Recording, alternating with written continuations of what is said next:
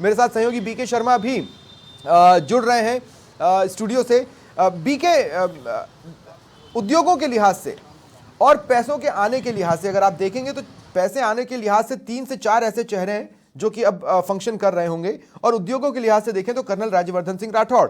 क्या लगता है आपको, क्या क्या संकेत हैं इसके पीछे?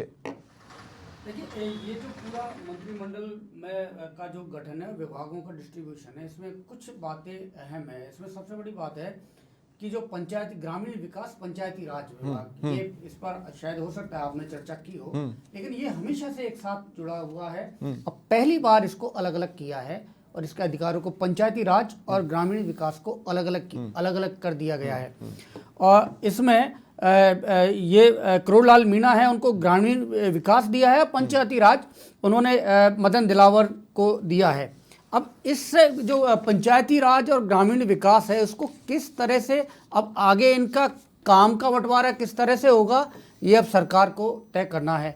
एक तो ये अहम बात इसके अंदर है, और दूसरा ये है कि जैसे जितने भी प्रमुख विभाग हैं उनके राज्य मंत्री बनाए हैं, लेकिन वित्त विभाग, वित्त राज्य मंत्री नहीं है इसमें, यानी कि दिया कुमारी हैं, उनको पूरा फ्री हैंड दिया है। उनके पास राज्य मंत्री नहीं है, उनको वित्त का सारा काम देखना है। खास बात यही है कि बड़े लंबे समय के बाद ये विभाग मुख्यमंत्री के पास नहीं है। हाँ बिल्कुल, और इससे कई बार ये होता है कि मुख्यमंत्री के पास बहुत सारे काम होते हैं, तो ये एक स्मार्ट मूवमेंट हो सकता है सरकार का कि वो फाइलें, क्योंकि जिस भी विभाग की काम होता है, मैं आपको बताऊं, काम विभागों का काम इस तरह, किसी भी विभाग में जब सैंक्शन होता है कोई भी प्रोजेक्ट, तो उसकी वित्तीय स्वीकृति के लिए फाइल जाती है, और वित्तीय स्वीकृति जब तक नहीं होती तब तक वो काम नहीं होता आगे।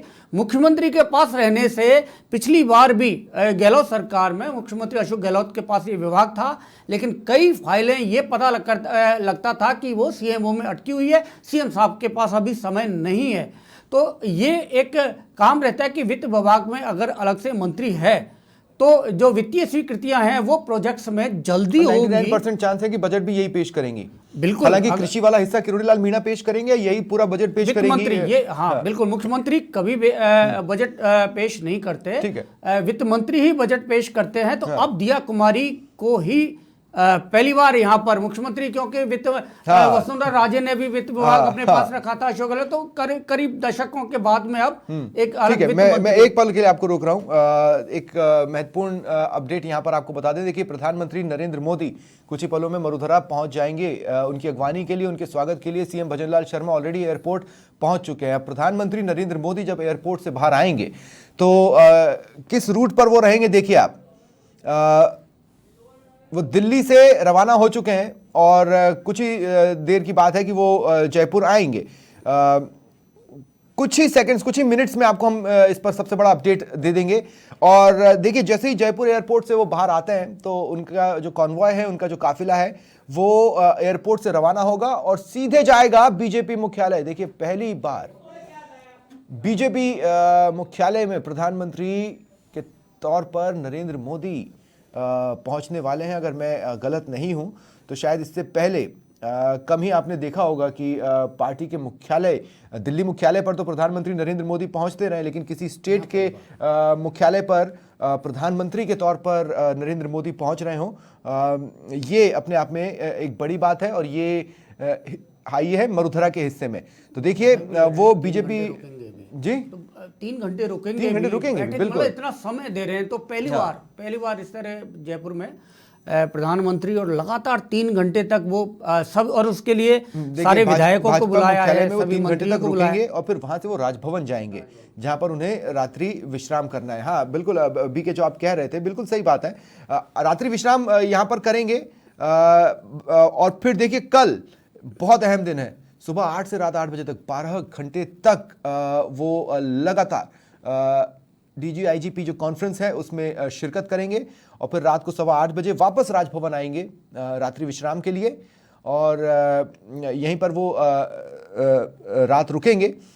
चूंकि 3 दिन का ये डीजीपी आईजीपी कॉन्फ्रेंस है जिसमें वो शिरकत करने के लिए मरुधरा आ रहे हैं, ये एक अहम मीटिंग है। कुल मिलाकर 3 दिनों तक प्रधानमंत्री नरेंद्र मोदी जयपुर में रहने वाले हैं। तो आज तमाम निगाहें बीजेपी मुख्यालय पर इसलिए भी लगी हुई है कि प्रधानमंत्री नरेंद्र मोदी यहाँ क्या कुछ कहते हैं। देखिए अगले 3 दिनों का जो मिनट टू मिनट कार्यक्रम है प्रधानमंत्री नरेंद्र मोदी का, अभी पिछली बार जब जयपुर आए थे तो वो एक बेहद खास रोड शो करके गए थे।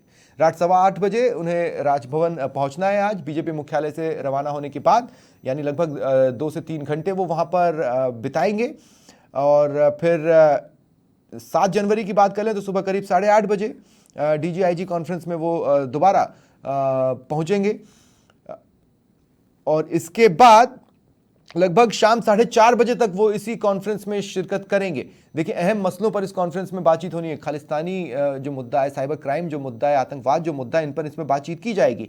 और 7 जनवरी को शाम 4:50 पर वो मरुधरा से रवानगी लेंगे, वो दिल्ली के लिए रवाना हो जाएंगे। 3 दिनों तक प्रधानमंत्री नरेंद्र मोदी मरुधरा में रहने वाले हैं। ये 3 दिवसीय दौरा है। एयरपोर्ट से बाहर निकलने के बाद आज की अगर हम बात करें तो वो बीजेपी मुख्यालय जाएंगे, जहां पर 2 से ढाई घंटे। और आप अगर बीजेपी मुख्यालय की तस्वीरें आज अगर आपको देखने को मिली हो तो जिस तरह से भव्य तरीके से सजाया गया है, पुराने कई पोस्टर्स हैं जो कि अब हट चुके हैं वहां से, अगर आप देखेंगे। और उसके अलावा भाजपा कार्यालय पूरी तरह से नमो नमो के रंग में रंगा नजर आ रहा है। कई चेहरों से बातचीत होगी। खास बात यह भी है, चूंकि आज मंत्रिमंडल में विभागों का बंटवारा हो चुका है, तो सिर्फ मंत्री के तौर पर चेहरे उनसे मुलाकात नहीं करेंगे, बल्कि विभागों का जिम्मा संभाल रहे चेहरों के तौर पर मंत्री प्रधानमंत्री नरेंद्र मोदी से मिल रहे होंगे। 6 जनवरी को सुबह 8 से रात 8 बजे तक DGIG कॉन्फ्रेंस में प्रधानमंत्री नरेंद्र मोदी शिरकत करने वाले हैं। बीके, आपको याद होगा इससे पहले कुछ दिनों तक जब चुनाव प्रचार चल रहे थे, लगातार प्रधानमंत्री मोदी के मरुधरा में दौरे हो रहे थे। और आखिरी दौरा जो जयपुर में हुआ था उसमें एक बहुत बड़ा रोड शो हमें देखने को मिला। अब आज तो वो रोड शो पर नहीं उतर रहे हैं, लेकिन इस पूरे रूट में आप देखेंगे रोड शो जैसी तस्वीरें हमें दिखने वाली हैं, क्योंकि उनका व्यक्तित्व इस तरह का है। प्रधानमंत्री की लोकप्रियता जग जाहिर है, तो इसलिए लोग यहाँ उनका इंतजार करेंगे रोड के किनारे, और जगह जगह लोगों ने इंतजार कर रहे हैं। लेकिन ये सबसे अहम बात है कि बीजेपी कार्यालय में संगठन और सरकार दोनों एक ही जगह रहेंगी। और सबसे बड़ी बात है कि लगभग 3 घंटे प्रधानमंत्री के साथ में वार्ता करने का, बात कहने का ये मौका होगा। और आज विभागों का बंटवारा हुआ है, तो सरकार ये सभी 115 विधायक, जिनमें मुख्यमंत्री, डिप्टी CM और तमाम मंत्री हैं, और उनके साथ संगठन के सभी पदाधिकारी होंगे। और कार्यालय में ये संगठन के सभी पदाधिकारियों के साथ में, तो ये एक बेहतरीन मौका है संगठन और सरकार को एक मंच पर साझा जो कार्यक्रम है अब जो केंद्र सरकार के, मोदी सरकार के, उनको यहाँ राज्य में इम्प्लीमेंट करें। और अब खास तौर से जो मिशन 25 है, इसके लिए उनको आगे बढ़ना है। तो ये यहाँ से उनको मूल मंत्र, ये यहाँ से उनको मिलना है, और ये मंत्र यहाँ से मोदी मंत्र उनको मिलेगा। और इससे आगे उनको ये जो टारगेट उन्होंने मिशन 25 सेट किया है, चाणक्य भी तो यही है। और अमित शाह ये होना, ये स्वर्ण कांचन संयोग कहते हैं इसको। तो ये अमित शाह भी, लेकिन अमित शाह शायद इस बैठक में नहीं है अभी। हाँ, नहीं। इनकी जो पार्टी कार्यालय में बैठक है उसमें अमित शाह नहीं है। लेकिन खास बात यह है कि इन पूरे चुनावों में ये मोदी वर्सेस पूरी कांग्रेस वाली स्थिति थी। और ऐसे में जब उनके हीरो यहाँ पर पहुँच रहे हैं, सत्ता से जुड़ी बातचीत भी होगी, संगठन से जुड़ी बातचीत भी होगी। अगर हम देखें और खास तरह से समझने की कोशिश करें तो प्रधानमंत्री नरेंद्र मोदी साफ तौर पर ये कह के गए कि भाई मोदी मतलब गारंटी के पूरा होने की गारंटी।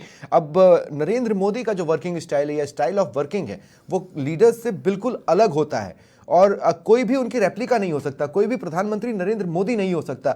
ऐसे में वो क्या अपेक्षाएं रख रहे हैं इन चेहरों से, उन्हें किस तरह से काम करना है, उन्हें किस तरह की वर्किंग स्टाइल पकड़नी होगी ताकि तेजी से प्रदेश विकास के पथ पर आगे बढ़ पाए, इस पे क्लैरिटी देने की कोशिश प्रधानमंत्री नरेंद्र मोदी की ओर से भजनलाल ब्रिगेड को देने की रहेगी। और संगठन के स्तर पर किस तरह से जुटना है और सत्ता और संगठन का साथ चलना क्यों जरूरी है, और उसके क्या मंत्र हो सकते हैं, क्या गुर हो सकते हैं, वो क्या पैटर्न होगा, उस पर भी प्रधानमंत्री नरेंद्र मोदी की अच्छी खासी एक्सपर्टीज है। और वो अपनी टीम के साथ शेयर करेंगे बहुत से मुद्दे जिन पर बातचीत होगी। और आप देखेंगे हो सकता है कि एक संबोधन भी हमें देखने को मिले। जैसा कि अमूमन हमने देखा है बीजेपी मुख्यालय में जिस तरह से कार्यकर्ताओं को जब एनर्जाइज करना होता है, खासकर किसी राज्य में चुनावी नतीजे आए, तो अधिकतर राज्यों में तो चुनावी नतीजे बीजेपी के पक्ष में ही जाते हैं, तो एक बड़ा जश्न दिल्ली में मनाया जाता है और वहाँ पर प्रधानमंत्री नरेंद्र मोदी जब बीजेपी मुख्यालय में पहुँचते हैं तो उनका हीरोज़ वेलकम होता है और फिर वहाँ पर वो संबोधित भी करते हैं। तो अगर उस तरह का कोई संबोधन होता है तो वो भी लाइव मिलेगा। एक बार फिर मंत्रिमंडल पर लौटते हैं। सहयोगी मनोज मेरे साथ बने हुए माफ कीजिएगा मनोज, जैसा कि मैं कह रहा था और हम बात कर ही रहे थे अभी बीके के साथ, मैं वापस बीके के पास जाऊंगा, लेकिन उससे पहले आप देखिए किस तरह से पावर को डिस्ट्रीब्यूट किया गया है। मैं बार बार इस बात को रिपीट कर रहा हूं क्योंकि ये बहुत आप देखेंगे कि बड़ा एक्साइटमेंट वाला फ्लेवर है। ये अलग है पिछली बार से। पिछली बार पावर डिस्ट्रीब्यूशन नहीं था, जिम्मेदारियों का इस तरह का डिस्ट्रीब्यूशन नहीं था जो कि इस बार देखने को मिल रहा है। यानी हर किसी के पास काम करने का पूरा मौका और बहाना बनाने का कोई चांस नहीं। बिल्कुल स्वप्निल, जिस तरह से पावर शब्द का किया गया है उपयोग, तो कहीं ना कहीं जिम्मेदार व्यक्ति को ही पावर सौंपी गई है। और जिस तरह से अब तक जो देखा गया था, करीब 2.5 दशक की हम बात करें तो 10 वर्ष का कार्यकाल रहा है पूर्व मुख्यमंत्री वसुंधरा राजे का जो भाजपा से आती हैं, और करीब 15 वर्ष का कार्यकाल रहा है पूर्व मुख्यमंत्री अशोक गहलोत का। उन्होंने, दोनों ही नेताओं ने कह सकते हैं पावर, हमेशा पावर की जो चाबी है अपने पास रखी। और कहीं ना कहीं जब मुख्यमंत्री के पास पावर की चाबी होती, वैसे तो कह सकते हैं कि मुख्यमंत्री ही पावरफुल होता है, लेकिन कुछ जिम्मेदारियां यदि बांट दी जाती हैं तो जो प्रदेश की जो गतियां हैं कार्य करने की, जो लोगों के जो आम जन तक जो लाभ पहुंचना होता है, उनमें जो जिम्मेदार व्यक्ति हैं जल्दी डिसीजन दे देते हैं तो आम जन तक लाभ पहुंच जाता है। अब यहाँ पर जो पावर डिस्ट्रीब्यूशन किया गया है, खास करके वित्त मंत्रालय की जो जिम्मेदारी दी गई है दिया कुमारी को दी गई है, और कह सकते हैं दिया कुमारी एक जो चयन किया गया है, बड़ा ही सोच समझकर उनका चयन किया गया है। और ये भी पहली बार देखने को मिलेगा कि वित्त मंत्री करीब 2.5 दशक बाद यहाँ पर जो बजट पढ़ते हुए नजर आएंगे, या कह सकते हैं बजट की जो रूपरेखा है एक वित्त मंत्री द्वारा तय की जाएगी। और अब तक 2.5 दशक तक जो हुआ था वित्त बजट की जो तैयारी है मुख्यमंत्री द्वारा की जाती थी, तो जो झिझक होती थी, आम जन की झिझक होती थी, अधिकारियों की झिझक होती थी कि मुख्यमंत्री को पूरी तरह से खुल के बात बता ना पाना। अब यहाँ पर ये देखने को मिलेगा कि यहाँ पर जो बीजेपी का राज रहा है तो बजट एक महिला द्वारा ही पढ़ा गया, अभी भी एक महिला द्वारा पढ़ा जाएगा, लेकिन वो महिला मुख्यमंत्री नहीं बल्कि डिप्टी सीएम होंगी। और सेंटर में जब बजट पढ़ा जाएगा तो वो भी एक महिला ही है जो वहां पर भी वित्त विभाग की जिम्मेदारी संभाल रही हैं। तो इस लिहाज से अगर आप देखेंगे एक बेहद अहम जिम्मेदारियां सेंटर के लेवल पर और स्टेट के लेवल पर महिलाओं को दी गई है।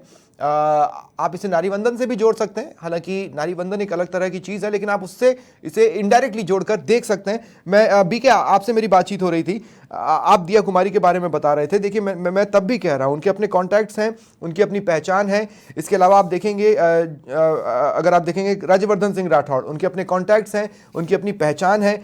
और वो विभाग जो प्रदेश में पैसा लाने का कारण बन सकते हैं, वो सब ऐसे चेहरों को दिए गए हैं जो ऐसा करने में सक्षम है। उनके कॉन्टैक्ट्स और उनकी पहचान की वजह से इंडस्ट्री फ्रेंडली चेहरा है, ऐसे में वो इंडस्ट्रीज को आकर्षित कर सकते हैं। पॉलिसी मेकिंग एक ऐसे शख्स को दी गई है जिसको अच्छा खासा अनुभव है। तो कुल मिलाकर जब हम कहते हैं ना कि आप कड़ियां जोड़ो, तो वो कड़ियां यहां पर भी जुड़ती दिख रही हैं।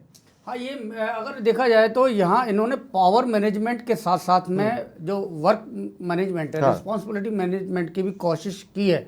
यहाँ जैसे इन्होंने करोड़लाल मीणा है, उनको पंचायती राज और ग्रामीण विकास में से ग्रामीण विकास दिया, पंचायती राज नहीं दिया, लेकिन साथ ही उनको कृषि दे दिया। तो कृषि में क्या है कि कृषि इस तरह का एक विभाग है कि न केवल उनको राज्य से तो सबसे बड़ा बजट होता ही है और उनको बजट पेश करने का अवसर भी मिलेगा यदि सरकार को उसको कंटिन्यू करती है पिछली सरकार के जो निर्णय था। लेकिन साथ ही इसमें केंद्र सरकार का बहुत सारा पैसा आता है और बाहर से यूएनओ जैसी संस्थाओं से कृषि विकास के लिए पैसा आता है। और यूएनओ ने जो मिलेट ईयर पिछले साल घोषित किया था, तो मिलेट में देखा जाए तो राजस्थान पूरे देश में सबसे बड़ी भागीदारी रखता है, क्योंकि जो मोटा अनाज पैदा करने में बाजरा ज्वार वगैरह वो 30 से 40% अकेले राजस्थान में होता है जो यूएन। तो मिलेट का आगे इन्होंने एक प्लानिंग की है कि ये मिलेट है, इसको आगे बढ़ाना है स्वास्थ्य के लिए, जब से कोविड आया उसके। तो ये ऐसे बहुत सारे इनमें फंडिंग आती है, वो अंतर्राष्ट्रीय स्तर से भी फंडिंग आती है कृषि में। तो ये ऐसा नहीं, इनको बैलेंस किया है। जैसे आपने पंचायती राज लिया, इसी तरह से कई और भी विभाग हैं जिनमें अलग अलग उन्होंने मैनेज करने की कोशिश की है कि अगर एक विभाग को अगर उन्होंने 2 टुकड़े किए हैं तो उनको दूसरा एक अहम विभाग भी दिया है।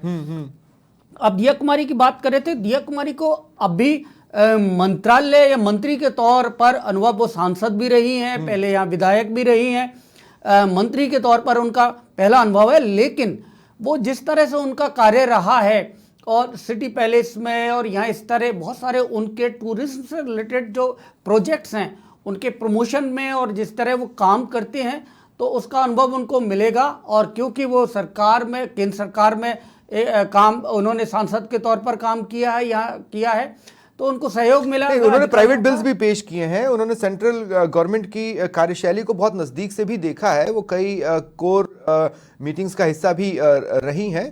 फर्स्ट टाइमर वो आप ये ज़रूर कह सकते हैं कि मंत्रालय संभालने के लिहाज से होंगी, लेकिन देखने के लिहाज से मुझे लगता है कि काफ़ी कुछ उन्होंने सीख लिया है। लेकिन राज्यवर्धन सिंह राठौड़ के लिए मैं कहूँगा कि उनके लिए चुनौती जरूर है, क्योंकि यहाँ पर पिछली वसुंधरा सरकार ने रिसर्जेंट राजस्थान किया, उसके बाद में इन्वेस्टमेंट समिट गहलोत सरकार ने किया, लेकिन इनमें एमओयू होते हैं, उन्होंने 10 लाख करोड़ के एमओयू किए थे इन्वेस्टमेंट के लिए, लेकिन वो एमओयू करने के बाद में कंपनियां इन्वेस्टमेंट धरातल पर इन्वेस्टमेंट के लिए नहीं आती। जब उनको पैसा लगाना होता है तो तब वो तमाम योजनाएं और सुविधाएं देखती हैं कि आपके यहाँ क्या मिलता है। लेकिन वो एक बड़ा चैलेंज है कि यहाँ पर जो बिजली है, देश के अंदर सबसे महंगी बिजली जिन राज्यों में, जो शीर्ष पर 2-3 राज्य हैं उनमें राजस्थान शुमार है। महंगी बिजली है उद्योगों के लिए, जमीन यहाँ पर महंगी है, और भी कई जो विशेष कोई सुविधाएं नहीं है, तो एमओयू करने के बाद में निवेश नहीं आता। और यही कारण है कि लगभग 5.5 लाख करोड़ का जो कर्ज है उसको जब तक आप राजस्व नहीं बढ़ाएंगे वो कर्ज कम नहीं होगा। और अगर कर्ज कम नहीं होगा तो आपको जो जनोपयोगी दूसरी योजनाएं हैं उनमें चिकित्सा, शिक्षा, सड़क, पानी, बिजली, उनके लिए फंडिंग की क्राइसिस रहेगी। आपको हमेशा केंद्र का मुंह ताकना पड़ेगा, तो ये सबसे पहले जरूरी है। अभी तो केंद्र का मुंह ताकना ठीक ही है ना, तो डबल इंजन की सरकार लगी है तो केंद्र का मुंह वैसा नहीं ताकना पड़ेगा। लेकिन एक सिस्टम होता है, आप किसी राज्य को आप नियमों के तहत ही आप एक नियम के तहत ही आप फंडिंग कर सकते हैं। और इसका सबसे बड़ी बात है कि आपको केंद्र से जो पैसा आता है उसका एक ही तरीका होता है स्वप्निल, कि आपको प्रोजेक्ट बनाकर केंद्र को देना होता है और फेज वाइज कंप्लीट करना होता है ताकि पैसा आते रहे। टाइम बहुत सारे ऐसे थे कि केंद्र की सरकार बीजेपी की थी, यहाँ बीजेपी सरकार थी, लेकिन तब भी फंड लैप्स हुए थे, बहुत सा काम ऐसा नहीं हुआ यहाँ। मैं आऊंगा आपके पास बीके, लेकिन उससे पहले मनोज मैं आपके पास आ रहा हूं। देखिए अभी कुछ ही दिनों की बात है, विधानसभा सत्र शुरू हो जाएगा। ऐसे में फ्लोर मैनेजमेंट की जिम्मेदारी संभालने के लिए एक चेहरे की तलाश थी, क्योंकि जिस चेहरे से उम्मीद थी वो तो चुनाव जीतकर आया नहीं और उसका कोई सब्स्टिट्यूट भी नहीं हो सकता। राजेंद्र राठौड़ की मैं बात कर रहा हूं। अब यहां पर आप देखिए फ्लोर मैनेजमेंट जा रहा है जोगाराम पटेल के खाते में। राजेंद्र राठौड़ की कमी खलेगी या नहीं खलेगी ये कुछ ही दिनों में स्पष्ट हो जाएगा, जब हम देख लेंगे जोगाराम पटेल किस तरह से काम कर रहे हैं। लेकिन फिलहाल जिम्मेदारी उन्हें दी गई है। बिल्कुल सुप्रील, बताना चाहूँगा 19 जनवरी से विधानसभा का जो सत्र है वो शुरू होना है और राज्यपाल के अभिभाषण के बाद सत्र शुरू होगा। और यहाँ पर जो जोगाराम पटेल को जिम्मेदारी दी गई है तो पूरी तरह से समझा गया होगा इस बात को। ये बात सही है कि राजेंद्र राठौड़ की कमी को पूरी करना बस की बात नहीं है, लेकिन यहाँ पर उनकी अपनी एक योग्यता है, उस योग्यता के आधार पर ही उनको ये स्थान मिला है। और कह सकते हैं आपसी समन्वय इसमें बैठाना पड़ता है। तो यहाँ पर पक्ष के साथ और विपक्ष के साथ, दोनों ही पक्षों के साथ जो समन्वय है वो बैठाना पड़ेगा। और समन्वय बैठाने के बाद कह सकते हैं जो आगे की जो विधानसभा चलाना है, अन्य जितने भी काम है, उन सब में उनकी एक अहम भूमिका रहेगी। तो यहाँ पर जिस तरह से जोगाराम पटेल के बारे में जाना जाता है, वो व्यवहार कुशल आदमी है और उनकी अपना एक व्यक्तित्व है और व्यक्तित्व के चलते ही उनको ये जिम्मेदारी मिली है। एक पल के लिए आपको रोक रहा हूं। प्रधानमंत्री नरेंद्र मोदी जयपुर एयरपोर्ट पहुंच चुके हैं। राज्यपाल कलराज मिश्र ने उनकी अगवानी की है, सीएम भजन लाल शर्मा भी वहां पर मौजूद हैं। देखिए प्रदेश में डीजीआईजी कॉन्फ्रेंस हो रही है और उसमें शिरकत करने के लिए प्रधानमंत्री नरेंद्र मोदी पिंक सिटी में पहुंच चुके हैं। भव्य स्वागत उनका किया जा रहा है। पूरी गुलाबी नगरी अगर इस वक्त भगवामय हो गई है ये कहें तो यह बिल्कुल भी अतिशयोक्ति नहीं होगी। जयपुर एयरपोर्ट पर प्रधानमंत्री नरेंद्र मोदी पहुंच चुके हैं। राज्यपाल कलराज मिश्र ने उनकी अगवानी की है, सीएम भजन लाल शर्मा वहां पर मौजूद हैं। यहां से सीधे प्रधानमंत्री नरेंद्र मोदी अपने कॉन्वॉय के साथ, काफिले के साथ बीजेपी मुख्यालय जाने वाले हैं और रास्ते भर में उनके स्वागत के लिए मानो पलक पावड़े बिछाकर कार्यकर्ता और आम लोग, जिनके बीच में प्रधानमंत्री नरेंद्र मोदी का भारी क्रेज है, वो इंतजार कर रहे हैं। कुछ ही पलों में उनके कॉन्वॉय के बाहर आने की तस्वीरें भी आपके टीवी स्क्रीन पर होंगी। हम लगातार जो तस्वीरें आपको दिखा रहे हैं वो एयरपोर्ट के बाहर से है, आप उसे देखते रहिए। हालांकि फिलहाल डिस्कशन हम कर रहे हैं मंत्रिमंडल में जिस तरह से विभागों का बंटवारा हुआ है उस पर, लेकिन जैसे ही उस तस्वीरों में किसी भी तरह की हलचल होती है या हलचलें बदलती हैं तो आप देखिएगा उसी के साथ हमारा मोड भी प्रेजेंटेशन का चेंज होता जाएगा। बहरहाल बीके, मैं जिस पॉइंट पर मनोज से बातचीत कर रहा था उसी पॉइंट को कैरी फॉरवर्ड करूंगा। विपक्ष में आप देखिए जो चेहरे हैं वो कितने कद्दावर चेहरे हैं, नियमों को जानते हैं, कायदों को जानते हैं, संसदीय कार्य प्रणाली को जानते हैं। शांति धारीवाल होंगे, गोविंद सिंह डोटासरा होंगे, गहलोत भी बैठेंगे, सचिन पायलट भी बैठेंगे। इनका सामना करना है संसदीय मैनेजमेंट के लिए, मैं ये कह रहा हूं विधानसभा पर। ऐसा नहीं है, मुझे लगता है कि जोगाराम पटेल काफ़ी अनुभवी हैं। 2003 से 2008 में वो विधायक रहे हैं, फिर 2013 से 2018 में विधायक रहे हैं और अब फिर से तीसरी बार वो विधायक बने हैं। तो संसदीय कार्य प्रणाली है, विधानसभा का फ्लोर मैनेजमेंट है, उसको वो बहुत अच्छे से समझते हैं। और क्योंकि इसमें बहुत सारी चीज़ें हैं जिन पर इतने दिन जो समय लगा है मंत्री या की घोषणा करने के बाद में विभागों के बंटवारे में, तो उनकी योग्यता पर पूरा मंथन किया गया है। और जोगाराम पटेल, क्योंकि ये बिल्कुल ऐसा तो नहीं होता कि उनको स्वतंत्र छोड़ दिया जाता है या उनको कि आपको मैनेजमेंट, उसमें पूरा जो सत्ता पक्ष है उसकी उनकी मदद करता है। तो धीरे धीरे, और ये क्या होता है कि जैसे ही आपको बहुत सारी बातें, जो नाम आपने लिए हैं उन्होंने भी कभी शुरुआत की थी, लेकिन ये लोग भी, इनमें नए लोग हैं, नए चेहरे हैं, ऐसे अनुभवी भी हैं, उसको मिक्स करके हो सकता है उससे ज्यादा बेहतर प्रतिभा भी सामने आए। विपक्ष के साथ जोगाराम पटेल के संबंध भी अच्छे हैं, बिल्कुल व्यवहार कुशल हैं। हाँ। व्यवहार कुशल हैं, अनुभवी हैं, राजनीति को समझते हैं, पढ़ने लिखने वाले व्यक्ति हैं। तो संसदीय, क्योंकि अब जिसने पहले 8 बार, एक बार 7 बार 8 बार कोई विधायक रह के और फिर फ्लोर मैनेजमेंट संभालते हैं, तो अनुभव का तो कोई शॉर्टकट हो नहीं सकता, लेकिन अनुभव आता है काम करने से ही, मौका मिलने से। और अच्छा प्लेटफॉर्म है, अगर इसमें वो अच्छा काम कर ले जाते हैं तो वो कई लोगों की निगाह में भी आएंगे और आगे और भी ब्राइट फ्यूचर सियासत में हो सकता है उनका हमें देखने को मिले, उनकी कैपेबिलिटी अगर फ्लोर पर नजर आती है तो। एक अहम नाम जिस पर मैं बातचीत करना चाह रहा हूं, मैं ये जरूर बता दूं कि प्रदेश के एक हिस्से में एक विधानसभा सीट पर मतदान भी चल रहा है और अगर मैं गलत नहीं हूं तो 6 मिनट और कुछ सेकंड में वहां पर मतदान खत्म भी हो जाएगा। लेकिन वहां से एक प्रत्याशी है जो कि मंत्रिमंडल का हिस्सा है, उन्हें भी जिम्मेदारियां सौंपी गई है। कृषि विपणन विभाग, कृषि सिंचित क्षेत्र विकास एवं जल उपयोगिता विभाग, इंदिरा गांधी नहर विभाग, अल्पसंख्यक मामलात एवं वक्फ विभाग। अब किस तरह का उनका आगे का रास्ता रहता है, ये बहुत कुछ आज जो मतदान हुआ है और उसकी जो मतगणना होगी उस पर भी डिपेंड करता है। मनोज, मैं आपके पास आ रहा हूँ। ये एक बड़ा इंटरेस्टिंग नाम है जो कि घोषणा के बाद से लगातार बना हुआ है और मतगणना के दिन तक और उसके बाद भी हो सकता है बना रहे।